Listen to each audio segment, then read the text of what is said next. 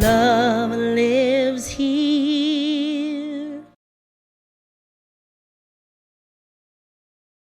Here at Centers for Spiritual Living Worldwide, this year we are working with the theme of living everyday wonder, and we are exploring that theme throughout the year as looking at how we can experience the divine and ways that we experience the divine, ways that we experience wonder in our daily lives, in our daily living. Because where do we experience the divine? Because where is the divine? The divine is everywhere present. And so where can we experience it? We experience it in the here and now, in our daily lives, in every moment with every breath that we take. If we wake up to it and make ourselves aware of it and engage in it, we can experience it more fully and gloriously. Yes? All right. So we are looking at that as the whole theme of the year, but within each month of the year, we are looking at different areas of our lives, because if we are living every day, there's all these different aspects of our lives that we are looking at and exploring. And so this month, the month of April, we are, appropriately enough, we are looking at creativity, our creative lives, our creative endeavors, if you will, that we are looking at our creativity through everyday wonder. And last week we talked about saying yes to your yes, not saying yes to the dress, though that's perfectly acceptable too, right? But saying yes to the yes, saying yes to your expression of spirit, Y-E-S, your expression of spirit, or also your essential self. So we were saying yes to that. And I invited you last week to follow the clues. Follow the curiosity clues. Allow whatever it is that's bubbling up within you, whatever sparks your little interest, even if it's just a tiny one, to spark your interest, and then follow through and just see where that path, follow the clues like breadcrumbs, right? Follow the path to see where it might lead you. And so living a more curious life leads to leading a more full life, a more creative life, is what we were talking about last week. Do you remember any of this? So how was your week this week? Full, blessed, amazingly awesome. Right on. I like to hear that. Amazingly awesome, right? So just simply following a little bit of curiosity opens whole new doors and whole new pathways. Now, at any point this week, did you experience a little fear? Or a little like, ooh, oh yes. I was like, ooh, this is curious, and ooh, this is creative, and ooh, I'm feeling a little flutter. Right? So let's talk about the fear. Let's just dive right into there. Fear is a basic instinct, and it is absolutely necessary because, when we're running away from saber-toothed tigers, it's absolutely necessary that we feel a little fear, right? Fear for our lives, fear, etc. So fear itself is a very basic instinct. If you pass your hand over a little petri dish with a little baby tadpole in the petri dish, and the shadow goes over the tadpole goes, ooh, right? Because there's this fear of the unknown. There is this instinct of, ooh, unknown, possible threat, I should be concerned. That kind of fear is healthy. It's absolutely healthy to have that kind of fear. And we have developed it because it allows us to be mindful of threats. The fear that's not productive is when we become scared of absolutely everything, including our own shadow, right? And really, fear, we all experience it, yes? Yeah. It's so instinctual that all of life, all of creation, even trees will try and shy away from, even though they really can't move that much, there is a reaction to a perceived threat. So fear is this basic underlying thing that we all have. And because we all have it, guess what? Fear is boring. Fear is absolutely boring. There is nothing unique about fear. There is absolutely nothing unique about it. Nothing. You could buy fear at any store that you go into. It's just like chewing gum, right? You can go into Walmart, you could go into Costco, you could go into the grocery store, you can go into your neighborhood convenience store. You can go into Staples, for goodness sake, right? And you can buy fear. Fear is everywhere present. And it is mass produced. It's mass produced. Everywhere present, you can buy it anywhere you want. It's super generic. So if fear is super generic and you don't think it is, you think, oh no, my fear is more important. My fear is different. My fear is different than your fear. I don't know that fear is really a general thing. I don't know that I'm buying that, Jeffrey. So then let's give you some examples from Big Magic. So here's some examples of fear. See if you resonate with any of these or any of these like ring a bell or anything. You're afraid you have no talent. You're afraid you'll be rejected or criticized or ridiculed or misunderstood or worst of all, ignored. You're afraid there's no market for your creativity and therefore there's no point in pursuing your creative pursuits. You're afraid somebody else already had the idea and already did it better. Heck, you're afraid that everybody else already did it better. You're afraid somebody's going to steal your idea, so it's safer to keep them hidden forever in the dark. You're afraid that you won't be taken seriously. You're afraid your work, whatever your work is not important enough to change anybody's lives. You're afraid your dreams, your aspirations, your hopes are embarrassing.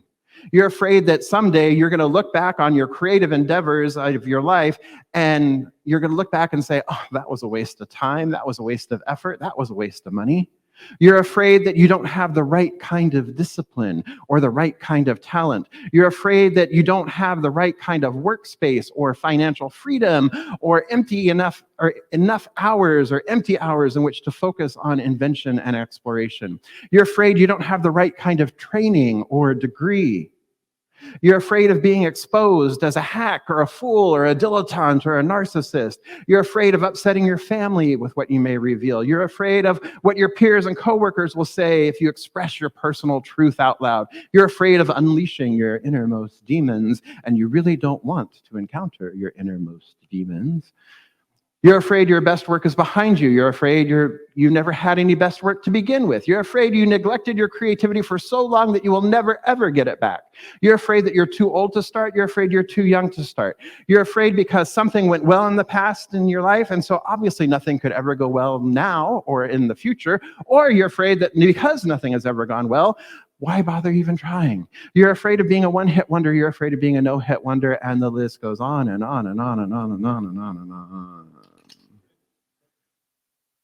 Any of those resonate?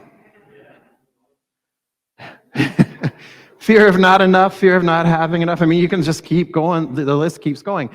You see, it's not unique. It's downright boring, isn't it? Kind of got boring for me reading that to you. Sure, it kind of got boring for you listening to it too, right? Fear is boring. Fear is just flat out boring. But we have this unique expression of spirit that is being called forth from within us, and it's unique. It's not mass-produced the way fear is mass-produced. It's absolutely unique. So you have a unique perspective. You have a unique expression of spirit. You have a unique look upon the world. You have a unique talent or gift to share with the world. So why would you want to live your life from the place of boring, mundane, humdrum fear? Why not live out loud? Why not live from that place of creativity, that place of joy, that place of uniqueness, and share that? And that is what we started talking about last week, and we continue that here now. So if we live a creative life, creativity in and of itself is wonderful and exciting and curious. And as I asked you a little while ago, was there a little trepidation, a little flutter in your heart as you were being a little more creative this week? And several of you said yes. And you know what? That's perfectly normal. You know why that is because fear and curiosity or fear and creativity kind of go hand in hand. Creativity can barely take one step forward without fear, marching right alongside of it. You know why that is? Because creativity sparks, or by its inherent nature, creativity is somewhat uncertain. Ooh. There's an unplanned outcome, perhaps. And when we're being creative, it's like, there's multiple possibilities. And if there's multiple possibilities with creativity, wow, then multiple things could happen, or who knows what could happen. And uh-oh, uh-oh, uh-oh, uh-oh. Fear, fear, fear, danger, danger, right? Danger, Will Robinson, right?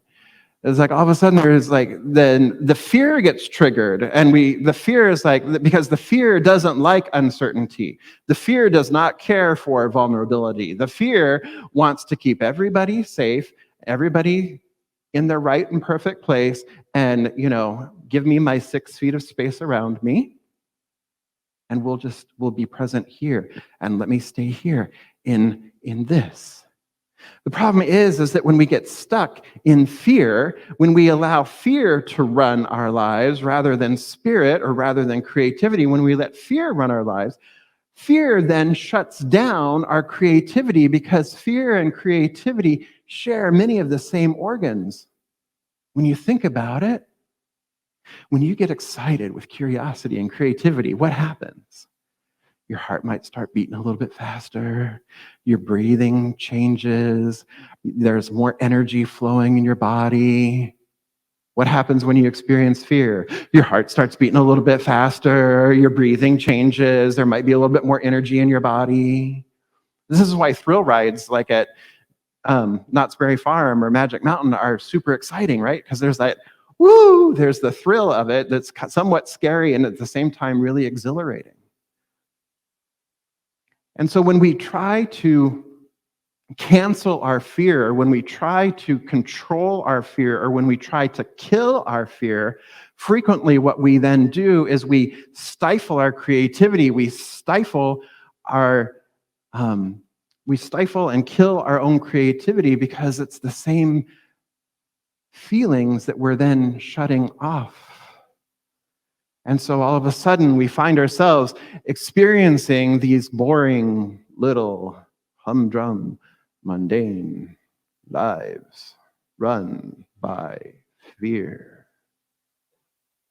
You want to live like that? No. I don't want to live like that. Absolutely not. And fear, we know, beloveds, is also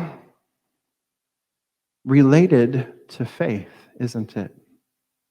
Fear and faith also go together, just the way curiosity and creativity go with fear, and they also go with faith. Because what really is fear? Fear is really misplaced faith. It's the belief that we know that it's absolutely going to go wrong. Or that we believe in the worry, we believe in the doubt, and so fear continues to perpetuate itself. And what we know is that if our minds are creative, if we are creative beings, then that which we focus on expands. That which we focus on continues to demonstrate itself, does it not?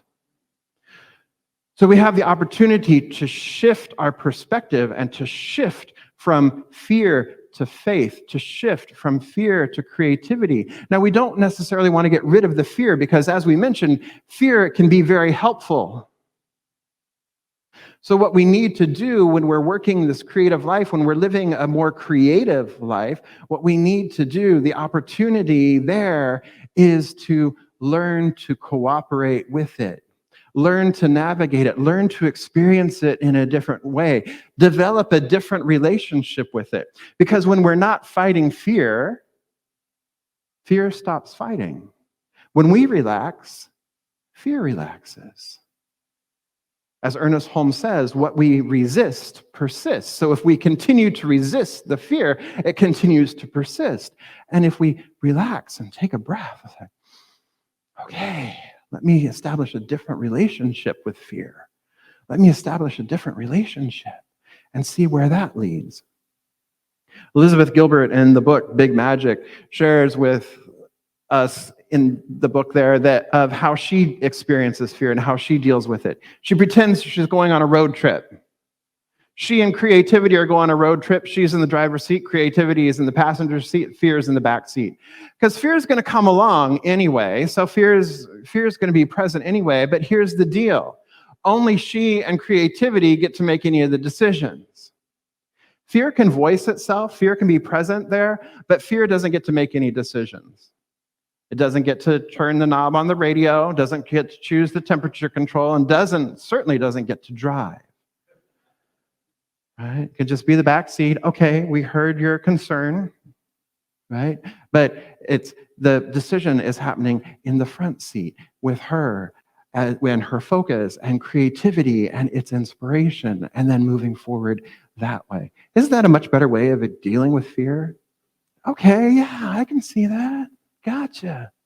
So when we get into our creative juices and our creative juices start flowing and fear starts to rise, frequently a couple of the fears that really start to rise there are judgment, right? Oh, am I good enough? Is this good enough? Do I have the skill set? All those judgment pieces start to arise, right? And then perfectionism starts to arise. Ooh, it's got to be perfect. It has to be a certain way. If it's not a certain way, then it's not, we just can't have it go. I just can't, and so we get paralyzed in the perfectionism, or we get paralyzed in the judgment that it's not good enough. Sound familiar? How many of you say, I can't draw, right? I can't paint a picture. I can't drum. I can't do this. And then we also get into comparisons too, right?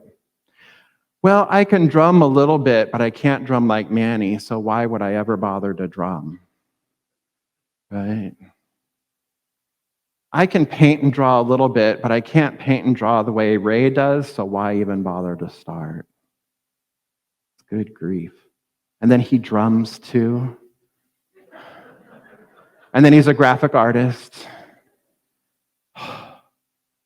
Nothing. Okay, I'm just going to go over here and sit in my corner and just live my quiet little life because I could never be Ray. But guess what? Ray can never be me. I have my own gifts and talents, my own ways of doing things. I can't be Jeff, but I can be Jeff. Right? And there's this beautiful book that I absolutely love, and it's by Peter H. Reynolds, and it's a children's book, and it's called Ish. And I know that you've been wondering because you've seen the thing up there for this whole time. It's like, what's Ish? What's he talking about? Why is it titled Ish today? Ish. And we're not talking about the Minnesotan Ish, okay? In Minnesota-ish, Minnesota, hear it? In Minnesota, Ish is like ick, ew, right? It's Ish. But we're not talking about that Ish today. We're talking about a different Ish. And this book is called Ish. And this book, little Ramon, this young boy, loves to draw. And so he draws anywhere, anything, anytime, always. He's got his little pens out, his markers out, and he's just drawing anything everywhere all the time. And then one day, his older brother comes up and goes, what is that? And laughs at him and like, what is that? And all of a sudden, little Ramon, he just kind of withdraws into himself and he looks at his paper because he was drawing this picture of a vase with flowers. And he looks at his paper and it's like, oh, it's not good enough. It's not good. And he was, my brother said, what's that? And so he crumples the paper and he just throws it across the room. And for the next couple of months, he keeps trying to draw. And every time he tries to draw, it's like, no, it's not good enough. And he crumples it and he throws it and he crumples it and he throws it. And then finally one day he just gets tired and he gives up drawing and he slams his pencil down. That's it. I'm done. I'm not drawing anymore. And he crumples his last piece of paper and throws it. And his little sister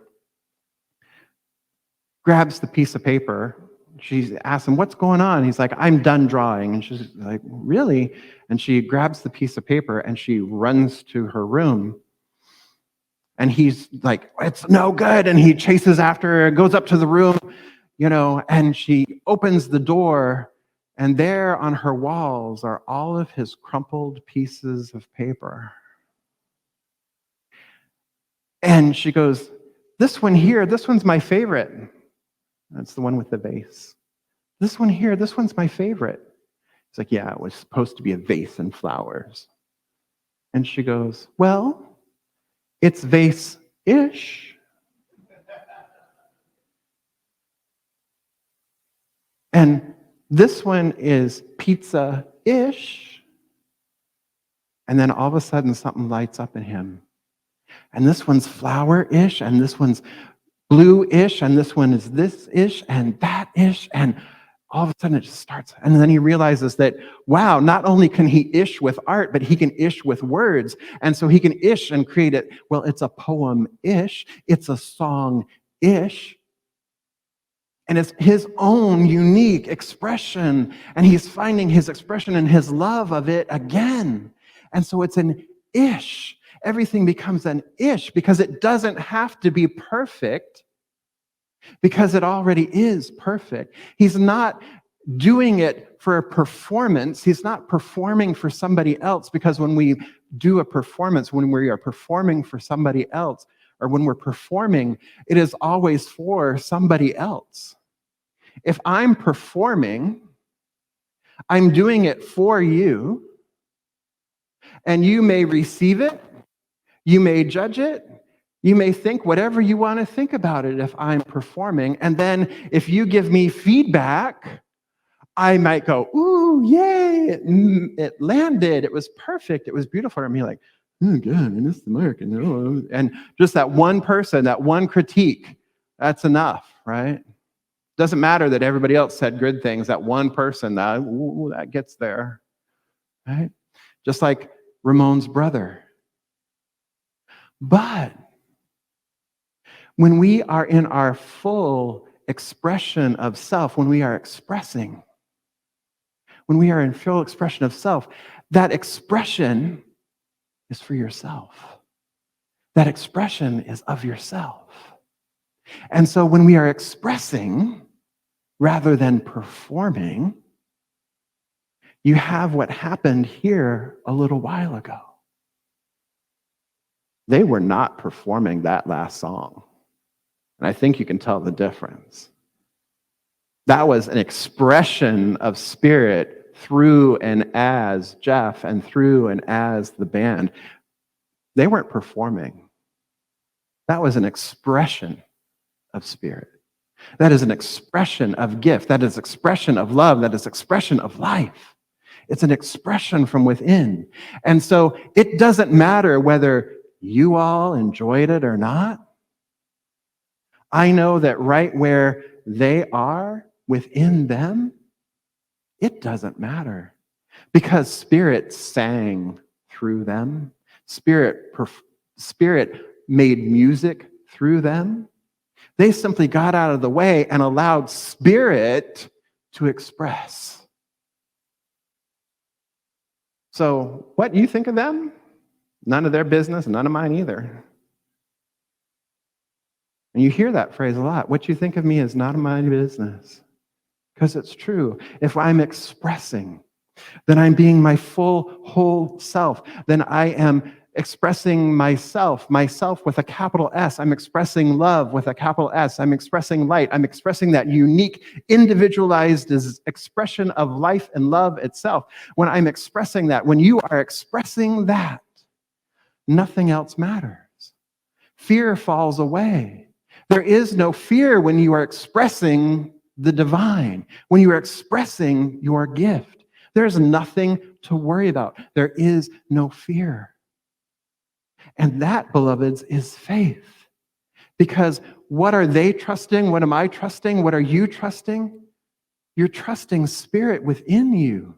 Spirit already knows the way. Spirit already makes the way clear. Spirit goes before you and makes the crooked places straight. Spirit knows. Spirit does. It's the Spirit within that does the work.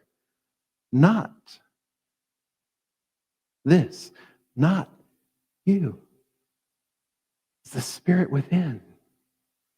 So when we get to that point where we are wanting to express, we're wanting to experience, we're wanting to create, ish is good enough. Ish is absolutely perfect. It's perfect-ish. It's perfect-ish. So this day, beloved, your homework, your tool for transformation is to live the ish. And don't squish the ish. Live the ish. ish. Ish, ish, ish, ish, ish, ish, ish.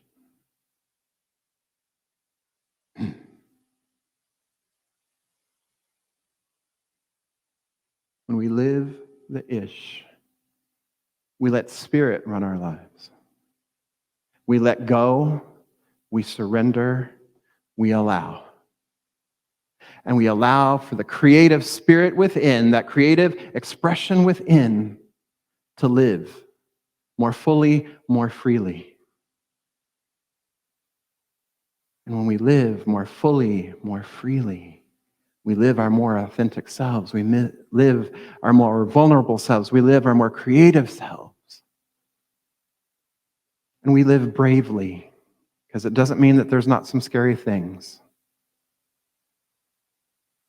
Bravery is living the courage. It is having the courage to do it anyway, to live anyway.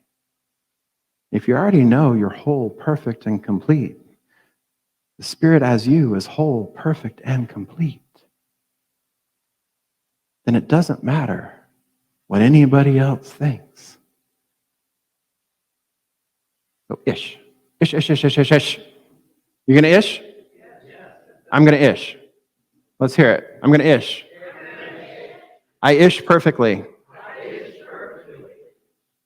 I live perfect-ish. I love this ish. Isn't it awesome? Yes. All right. So I invite our practitioners to go ahead and stand ish, and our core council members to join them in standing ish as our band gets ready ish. And so it is ish, and so it ish.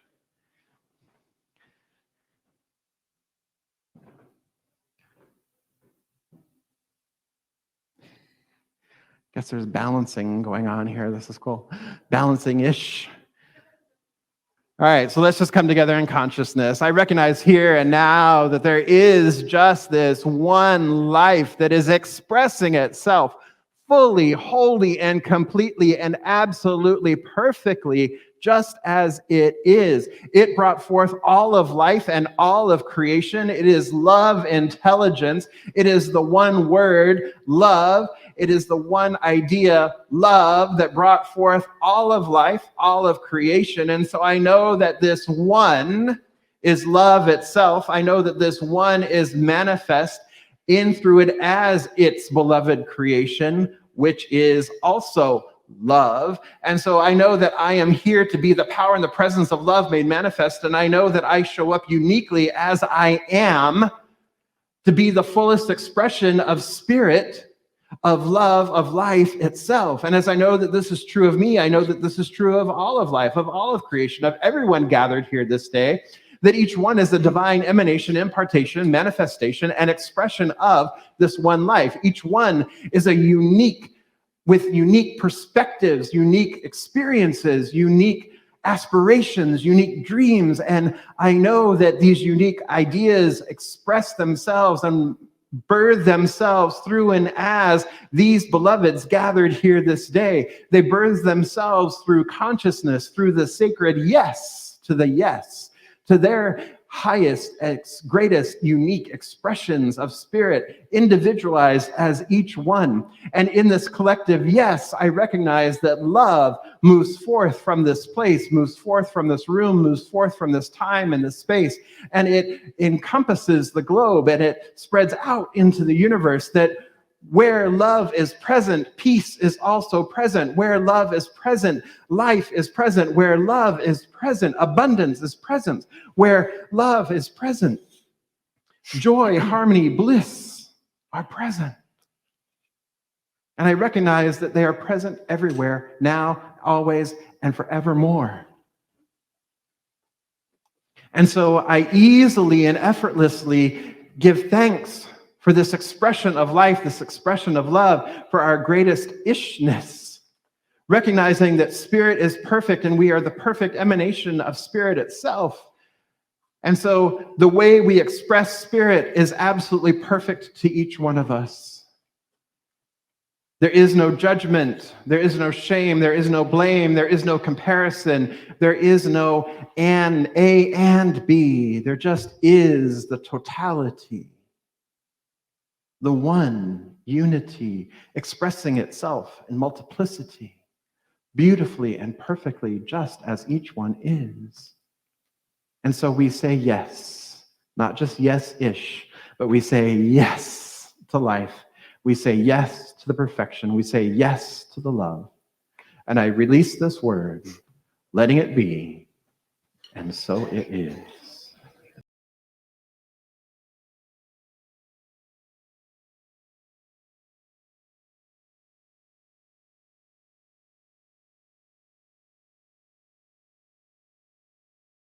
Love